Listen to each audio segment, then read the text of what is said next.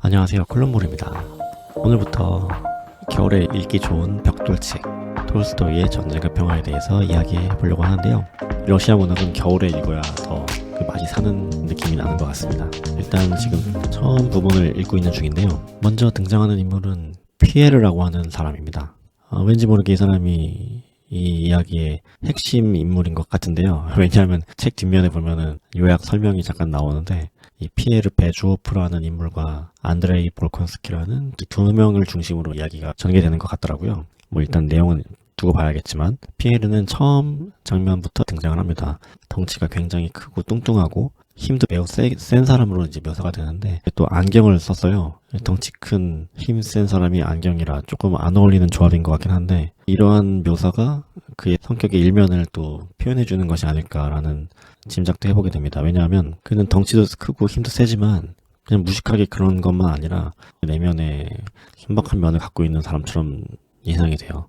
그 안경이 왠지 그 사람의 내면을 표현해주는 장치인 것 같기도 하고 어쨌든 처음 장면에서 귀족들의 사교 클럽이 등장합니다. 그 사교 클럽에서 피에르가 보이는 행동들은 다른 면모를 보이죠. 이를테면은 그런 사교 클럽이면은 나름의 어떤 룰이라는 것이 있는데 예의범절 뭐 이런 걸 지키는 것이 있겠죠. 근데 이 사람은 눈치가 없는 건지 아니면 그런 예의범절을 별로 이렇게 신경 쓰지 않는 건지 그냥 자기가 하고 싶은 대로 말 막 하고 좀 그런 스타일인 것 같아요. 그래서 뭐 이렇게 이야기를 하다가 형식적인 대화를 하는 상황에서 적당히 알아서 그냥 멈추지 않고 계속해서 뭐 꼬치꼬치 캐묻는다거나 뭐 그런 대목들이 나옵니다.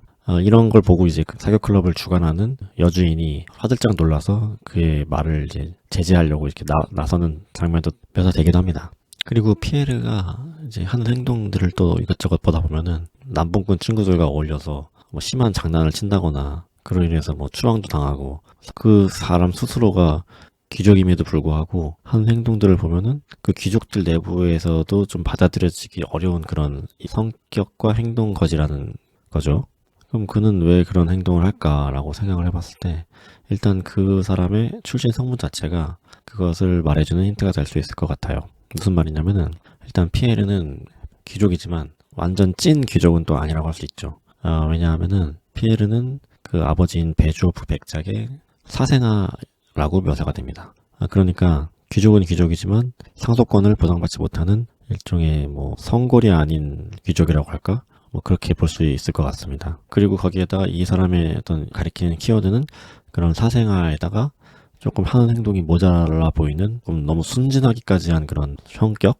좀 달리 보면 바보스럽다고 할 수도 있겠죠. 이러한 피에르의 특징들을 봤을 때 그는 일련의 기존 질서에서 조금 벗어난 그런 존재라고 할 수 있을 것 같습니다. 그럼 이러한 인물을 이제 부각시킨 이유가 뭘까 생각해 봤더니 일단 사생아이고 바보스러울 만큼 순진하고 순박한 사람들은 그 스스로 기존 질서에서 파생된 존재이긴 하지만 기존 질서의 어떤 속박에 괴념치 않는다고 해야 되나? 내가 어느 집단에 속해 있으면 그 집단의 논리에 자기도 모르게 이제 좀 자연스럽게 순종하는 태도를 취하게 되는 게 일반적인데 일단 이 사람은 자기를 올가매고 있는 기존의 질서에 포획이 덜 돼 있다고 해야 될까요? 제가 볼 때는 일단 그런 키워드로 설정되어 있는 것 같아요. 물론 이제 앞으로 책을 읽어 나가면서 이 사람이 과연 그러한 자신의 모습을 유지하면서 살아갈지는 뭐 두고 봐야겠지만 일단 설정된 바로는 이 피에르 베주오프라는 사람은 기존 질서에서 벗어날 수 있는 능력이 이미 잠재해 있다라고 볼 수 있을 것 같습니다. 왜냐하면 보통 그러한 바보들이 기존의 질서를 무너뜨리는 위험한 존재이기 때문이죠. 왜냐하면 바보들은 고민 없이 기존의 질서를 무너뜨릴 수 있는 능력이 있다고 해야 될까요?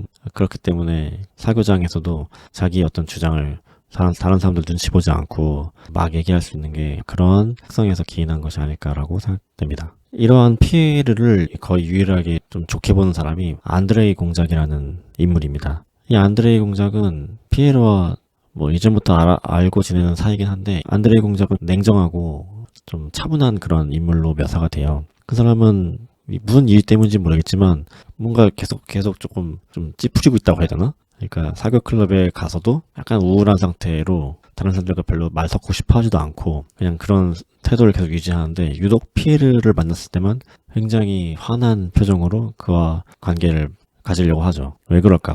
왜 이렇게 차가운 안드레이는 피에르에게만 그러한 호의적인 태도를 취할까? 심지어 안드레이는 자기의 아주 예쁜 아내나 귀족 누구에게도 그렇게 호의적인 태도를 보이지 않거든요. 책을 좀 읽다 보면은 안드레이가 그런 이유는 이제 짐작하건대 그러한 어떤 사교 클럽, 뭐 귀족 문화, 이런 살롱 문화에 대해서 뭐 어떤 이유에서인지 굉장히 염증을 갖고 있는 상태인 것 같더라고요. 그래서 그 염증 상태로부터 벗어나고 싶어하는 마음을 갖고 있고, 그래서 지금 그런 자리에 있는 게 이 사람은 굉장히 좀 불편한 거예요. 그런 사람이 피에르에게만큼은 아주 반색을 한다. 이게 특이한 지점이라고 할 수 있을 것 같습니다. 생각해보면 안드레이가 그런 이유는 피에르의 기존 질서에서 벗어나 있는 태생적인 속성에 안드레이가 공명한 것이 아닌가라고 하는 해석을 해볼 수 있겠죠. 물론 지금 초반부이기 때문에 앞으로 전개될 이야기는 차고도 남지만 사교클럽에서만 묘사된 것을 봤을 때는 이제 그렇게 해석이 된다고 할 수 있겠죠.